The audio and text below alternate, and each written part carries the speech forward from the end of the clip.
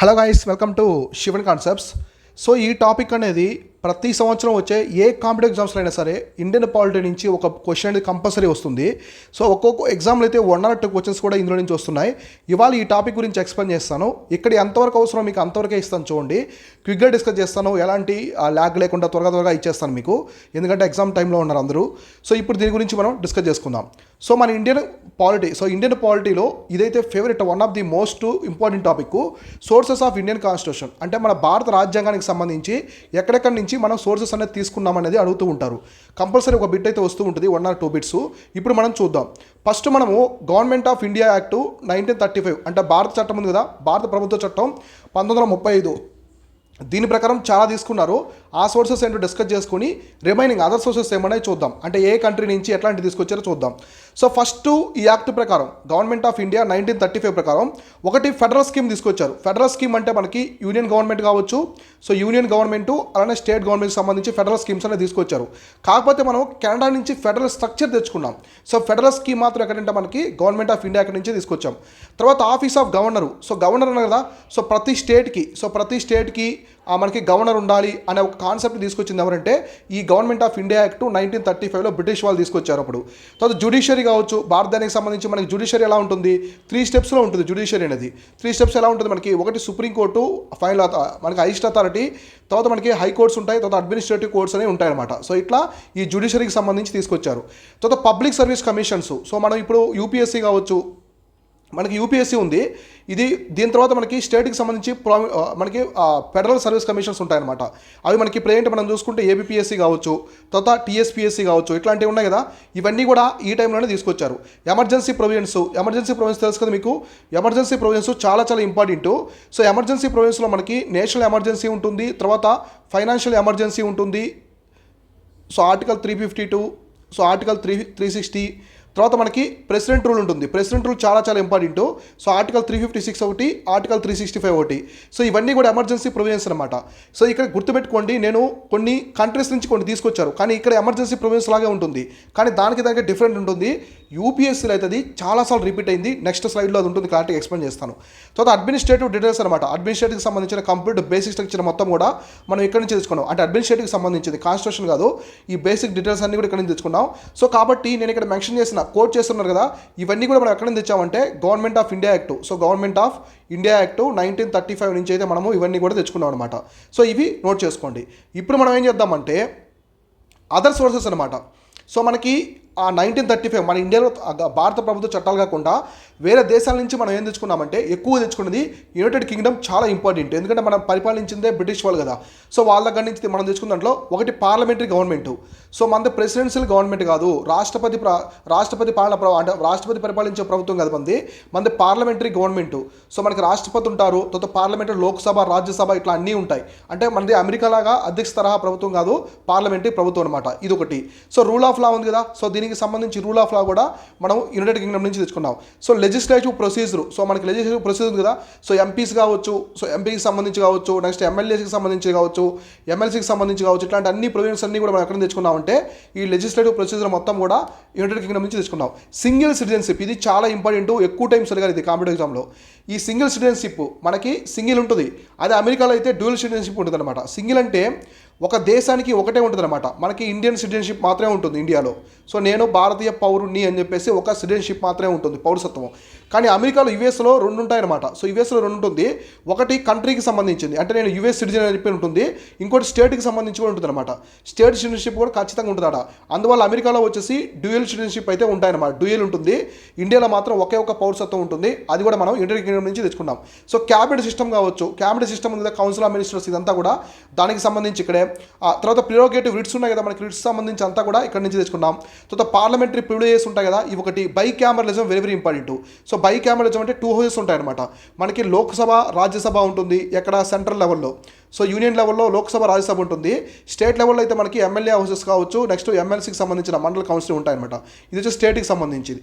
ఇట్లా ఈ ప్రొవిజన్స్ అన్నీ కూడా మనం 1935 యాక్ట్ కాకుండా యునైటెడ్ కింగ్డమ్ నుంచి మనం బాలో చేసుకున్న సోర్సెస్ ఏమున్నాయంటే మన భారత కాన్స్టిట్యూషన్కి ఇవన్నీ అనమాట. సో ఇక్కడ కోట్ చేసిన అన్నీ కూడా మనం యునైటెడ్ కింగ్డమ్ అంటే ఇంగ్లాండ్ నుంచి తెచ్చుకున్నాం అనమాట. సో నెక్స్ట్ నెక్స్ట్ కంట్రీస్ నుంచి ఏం తెచ్చుకున్నామంటే సో యునైటెడ్ స్టేట్స్ యుఎస్ఏ నుంచి మనం అమెరికా నుంచి ఏం తెచ్చుకున్నాం fundamental rights very very important ప్రాథమిక హక్కులు అంటారు తెలుగులో.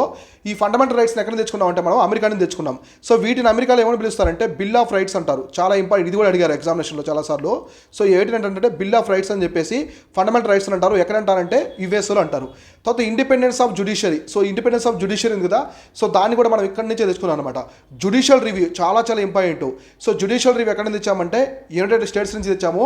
అయితే మన ఇండియాలో జ్యుడిషియల్ రివ్యూ అనేది అమెరికా కంటే కొంచెం నేరోగా ఉంటుంది. అమెరికాలో చాలా బ్రాడ్గా ఉంటుంది, జ్యుడిషియల్ రివ్యూకి ఎక్కువ స్కోప్ ఉంటుంది అమెరికాలో, కానీ మన ఇండియాలో తక్కువ ఉంటుంది. So impeachment of the president, అభిశంసన తీర్మానం.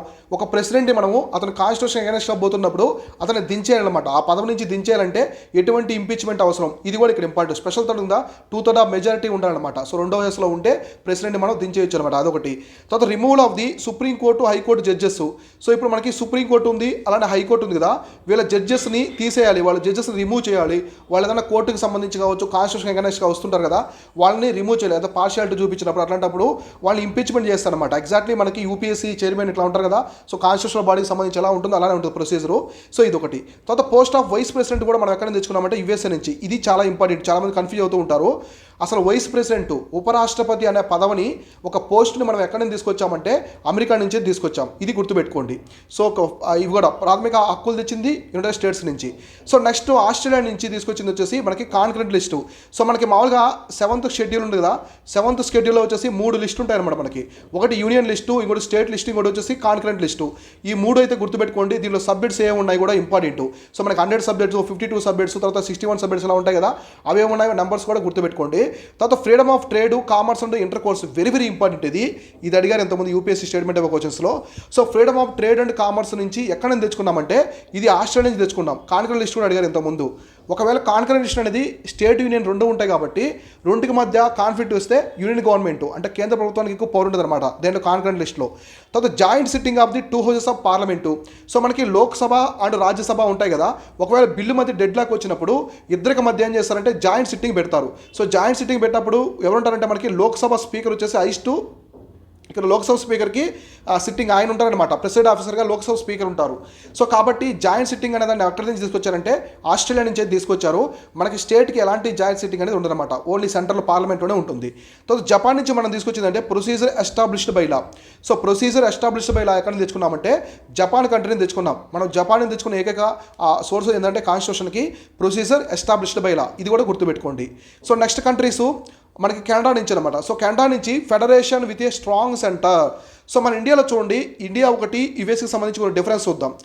సో యుఎస్లో వచ్చేసి ఇండ్రక్స్టబుల్ యూనియన్ ఆఫ్ ఇండ్రక్స్టబుల్ స్టేట్స్ అనమాట. అంటే యూనియన్ స్టేట్ని ఏం చేయలేదు, స్టేట్స్ సెంట్రల్ గవర్నమెంట్ని ఏం చేయలేదు అనమాట, అంత స్ట్రాంగ్గా ఉంటాయి.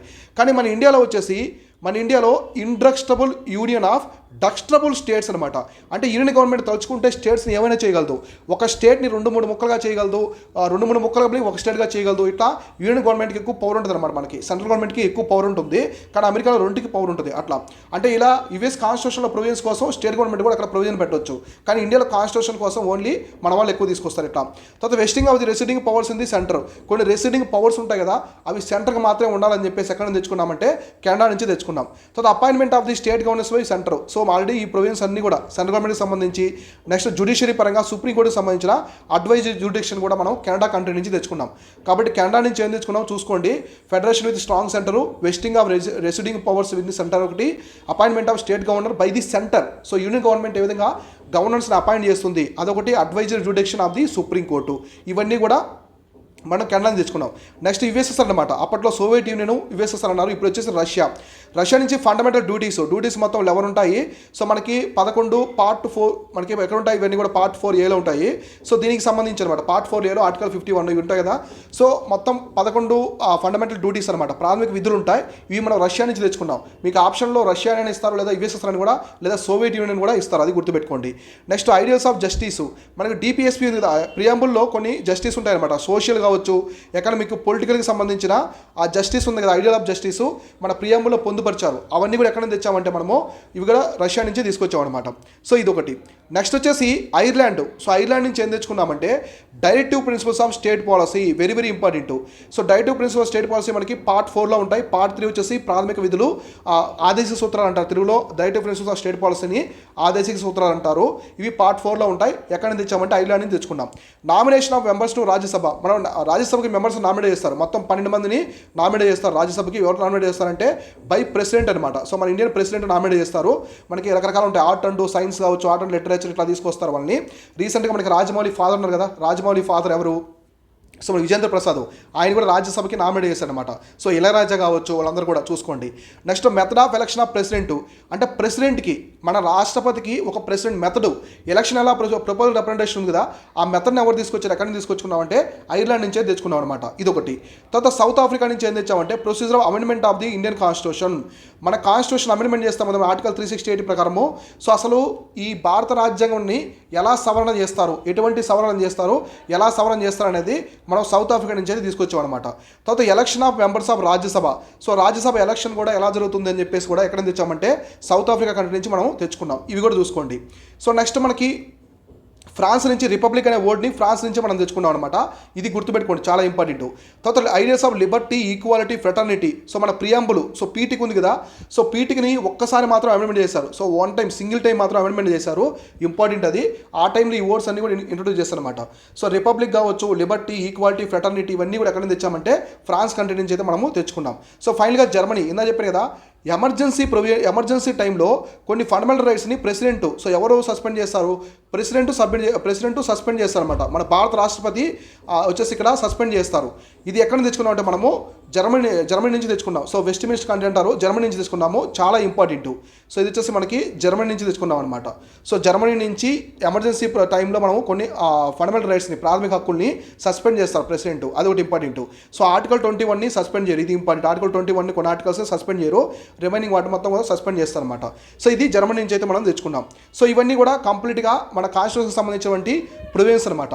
ఇలానే మన కోర్సెస్ కూడా చాలా క్వాలిటీగా ఉంటాయి. ప్రతి కోర్సులో ఫస్ట్ క్లాస్ ఫ్రీగా ఉంటుంది. చూసి మన యాప్ డౌన్లోడ్ చేసుకోండి. డిస్క్రిప్షన్లో మన యాప్కి సంబంధించిన లింక్స్ కావచ్చు, టెలిగ్రామ్కి సంబంధించిన లింక్స్ అన్ని ఇచ్చాను. డౌన్లోడ్ చేసుకొని ఫస్ట్ క్లాస్ ఫ్రీగా ఉంటుంది. అందరూ చూడండి. టెస్ట్ సిరీస్, గైడెన్స్ ప్రోగ్రామ్స్ ఇలా మన దాంట్లో చాలా క్వాలిటీగా ప్రొవైడ్ చేస్తున్నాము. సో తర్వాత టెలిగ్రామ్ ఛానల్లో కంటెంట్ పెడుతూ ఉంటాను. అది మిస్ అవ్వకుండా ఉండాలంటే అందరూ కూడా టెలిగ్రామ్ ఛానల్లో కూడా జాయిన్ అవ్వండి. ఇది వచ్చేసి ఇవాల్టి వీడియో. ఇలాంటి వీడియోస్ కోసం మన ఛానల్ని ఫాలో అవుతూ ఉండండి. నేను మీ Shivan, signing off. Thank you so much.